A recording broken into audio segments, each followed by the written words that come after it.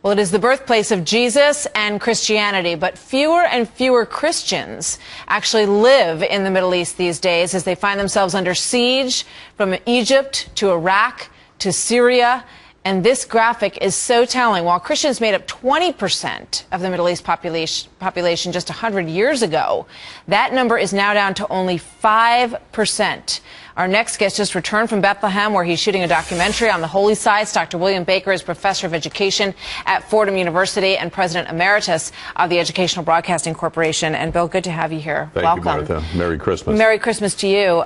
We see these heartbreaking pictures of burnt out churches in Syria and Egypt, and you look back at the horrific stories of people being killed at churches last year, I believe, on Christmas Eve in Iraq.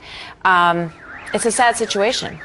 It is, but there's also a lot of good news. I've been in and out of the Holy Land, particularly Jerusalem and Bethlehem and the holy sites in Palestine for the last 4 or 5 years. And I've never felt threatened. I mean, I think there's more good going on in those places than bad. And so I'm not at all discouraged. I'd never discourage anyone from being a pilgrim and going to these holy sites. My brother Larry, who's a video journalist, and I came back from Bethlehem about a month ago, and we saw some of the sweetest, happiest things happening there. Only about 500 meters from where Jesus was born, there was a wonderful hospital that's a couple hundred years old. It was started by the French Sisters of Charity.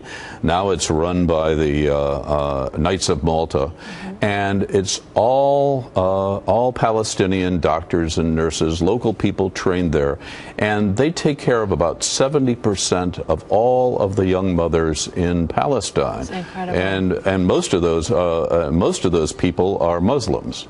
And this is a beautiful Christian hospital doing the Christian thing. And we went out into the Judean desert with them and took care of the poor Bedouin families.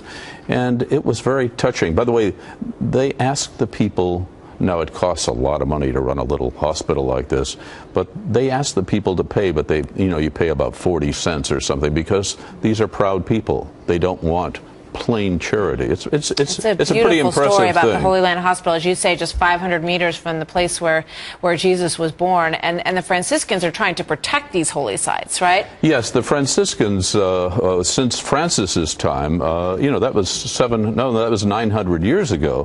Francis was asked by Pope Clement VI in the 13th century to work with the Muslims, because there was Muslim-Christian disharmony back then, and he did a good job. And since then, the Franciscans have been taking care of helping take care of with the other religions of the holy sites for all of those years. You bring us good news today. So thank you very much, Dr. Baker, and we look forward to seeing your documentary. Thank good to have you here, Thank you, sir. Martha. Many thanks. Merry Christmas. Merry Christmas to you.